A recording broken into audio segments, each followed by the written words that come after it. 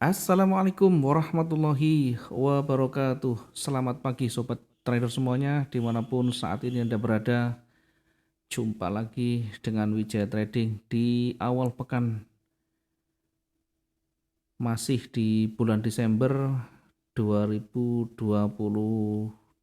ya, bertepatan tanggal 19 Desember 2022. Masih ada beberapa hari ke depan untuk pergantian bulan sekaligus pergantian tahun di 2022 ini.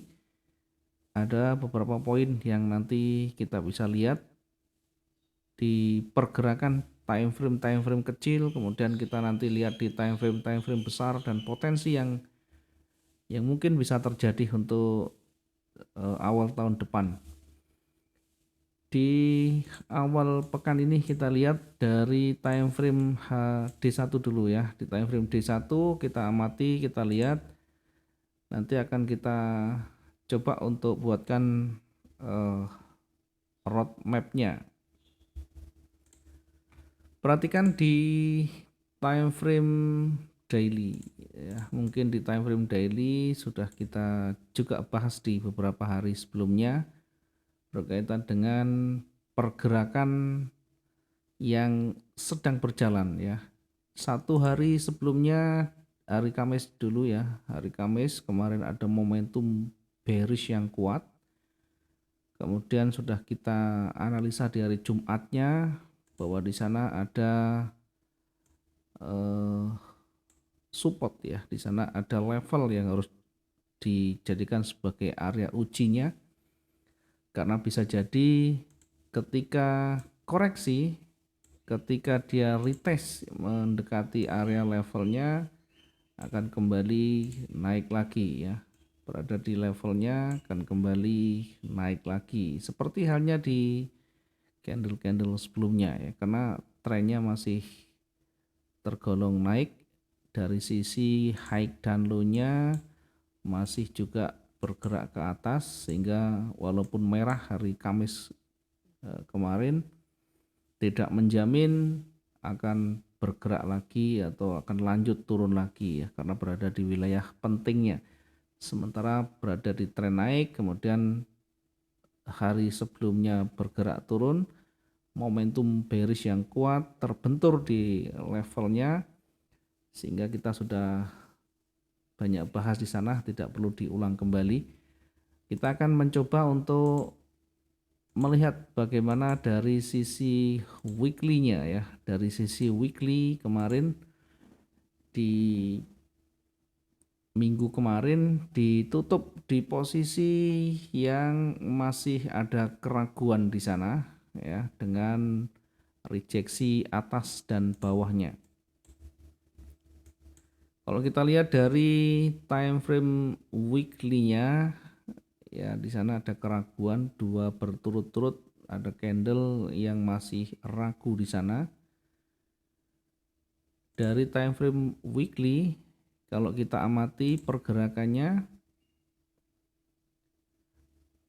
oke, ini trennya turun seperti ini. Kemudian di sisi sebelah bawah di sana ada supportnya. Kemudian di sebelah kiri ada resisten dilewati, kemudian sempat naik. Kita lihat sebelah kiri lagi, di sana ada resisten. Di area resisten seller mulai muncul, buyer mulai berkurang di sana.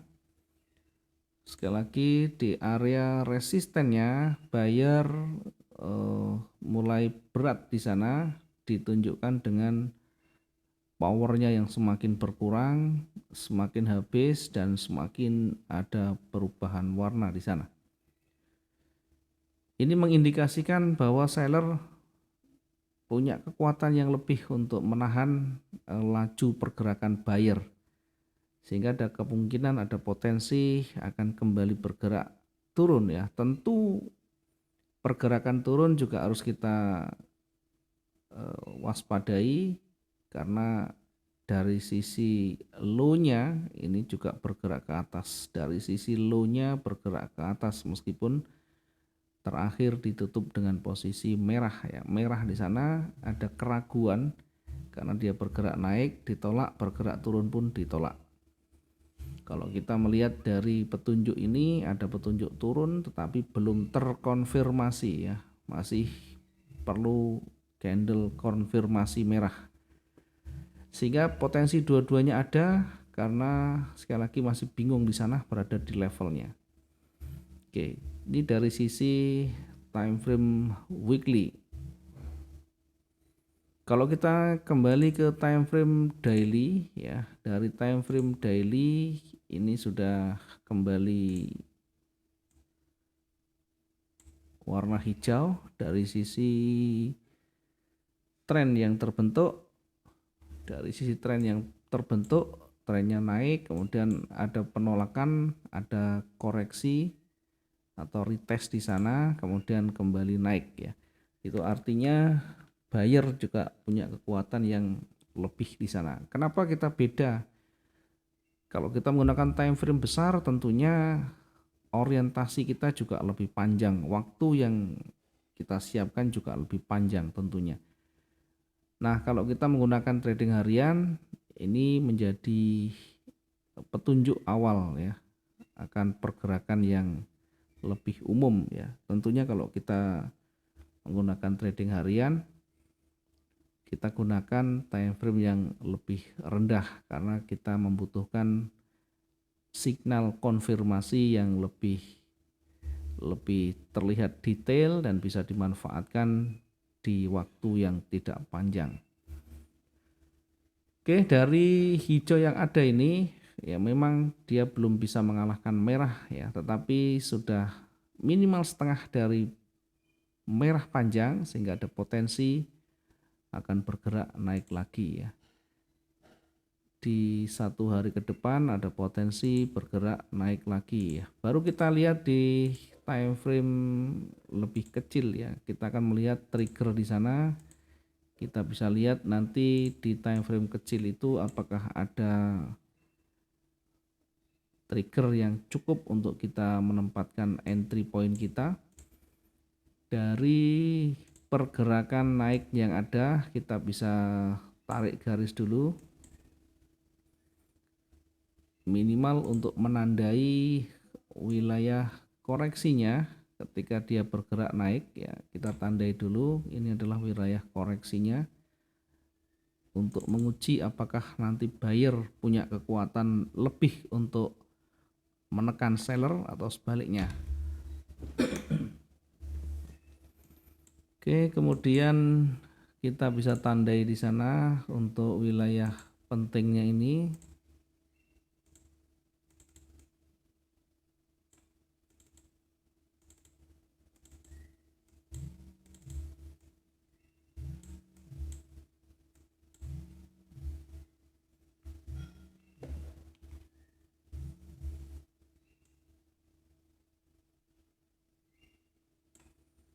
Oke, kita tandai dulu ini wilayah pentingnya.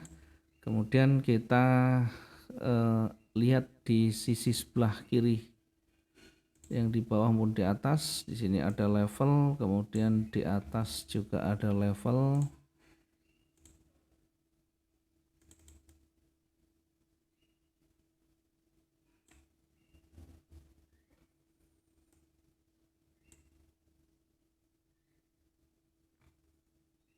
Fokus utama kita yang terdekat adalah naik ya. Fokus utama kita adalah naik sambil kita melihat nanti bagaimana terbentuknya di bukaan hari ini. Kita akan manfaatkan untuk buy stop dulu ya karena ada kecenderungan lebih dominan ke atas. Kita manfaatkan buy stopnya, kita tempatkan di atas levelnya.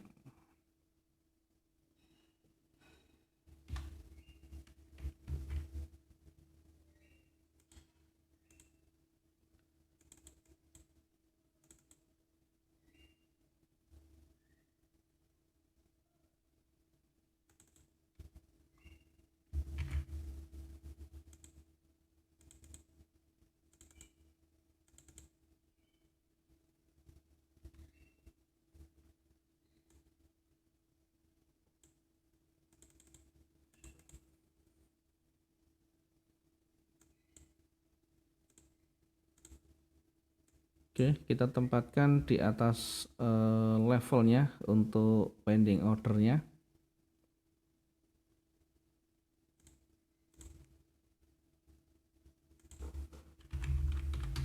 Buy stop kita tempatkan di 1795.18. Targetnya yang terdekat di 1799. Oke, di 1799 ini kita targetkan dulu untuk buy stopnya. Sementara sell stopnya kita tempatkan di 1790. Saya stop di 1790.90.04 ya. 1790.04 ya. Targetnya di 1786, sekitar 300-an juga nanti ya. Ya. Kita tempatkan yang terdekat dulu di sini. Kemudian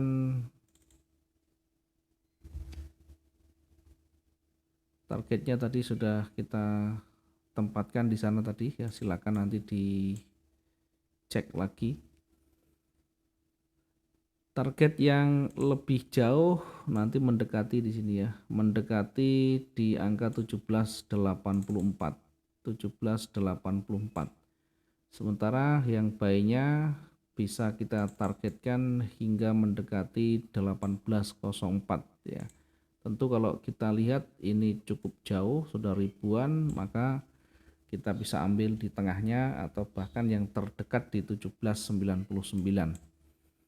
Dari sisi range-nya ya, dari sisi range-nya kita bisa coba untuk bandingkan dengan hari sebelumnya, sehingga nanti kemungkinan kalau dia bergerak naik dan turun ada gambaran yang bisa kita dapatkan di sana. Kira-kira sampai di mana nanti kita bisa lihat. Ya, ada area-area pentingnya di sana, sehingga nanti setidaknya kita bisa manfaatkan untuk koreksinya. Yang pertama di sini wilayah koreksinya, yang kedua di sini bisa jadi reversalnya. Yang di atas koreksi kita tempatkan di 1804, reversal kita tempatkan di 1812. Sehingga kita di 18 ini bisa kita tempatkan untuk koreksi limitnya sell di 1804.61. Ya, silakan nanti diuji. Kemudian ketika dia bergerak naik, maka harus kita antisipasi saat sell ini tersentuh ya. Batasan bisa kita gunakan dengan resiko, batasan kita bisa gunakan dengan menggunakan recovery yang lain ya. Ada banyak cara.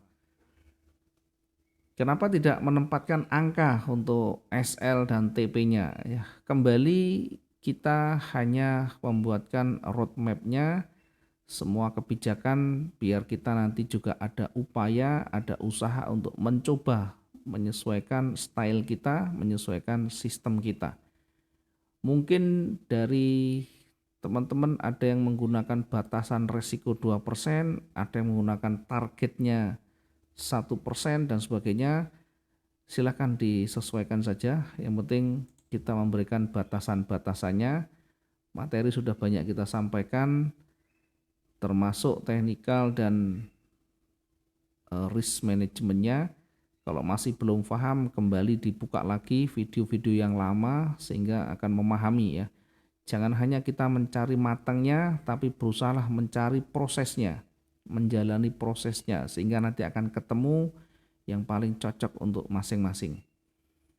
Kembali kita ke yang sisi bawah, kita tempatkan untuk koreksinya by limit di 1779.78 ya. Kemudian di sisi bawah kita petakan bahwa di situ menjadi wilayah beratnya untuk menekan ke bawah, sehingga kita manfaatkan untuk buy limit juga ya.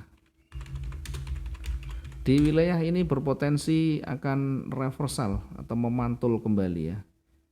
1774,93 ya. Ini di jelang pembukaan candle ya. Kita masih tunggu di bukaan candle jam 6 pagi waktu Indonesia Barat. Yang di atas ada banyak sentuhan di sana, kita manfaatkan untuk sell limit juga ya di 1812.27. Itu artinya sell yang di atas di bawah yang 1804 kita bisa antisipasi di tengahnya untuk pending order buy stopnya, tentu dengan jarak yang cukup pas buat kita ya. Termasuk yang di bawah kita bisa targetkan bisa recovery dengan di tengahnya ya. Oke, silakan nanti diuji, silakan nanti diperhatikan ya. Pergerakan akan terlihat ketika nanti struktur candle sudah mulai muncul, ketika rangkaian candle sudah mulai bisa kita baca arahnya kemana, dominannya candle yang apa. Dari situ nanti kita baca karakter apa yang terbentuk di candle yang terakhir, sehingga dari pergerakan yang ada yang terbentuk maka akan terlihat market ini akan lebih cenderung kemana. Kalau dia lebih cenderung kuat naik, di mana batasan-batasannya, di mana benturan-benturannya, silakan nanti dicek di materi support dan resisten. Mudah-mudahan bisa bermanfaat bagi yang masih cerah ini untuk ke depan lebih baik lagi, bisa profit dengan baik, dengan konsisten tentunya. Terima kasih, selamat pagi. Assalamualaikum warahmatullahi wabarakatuh. Salam profit dua arah.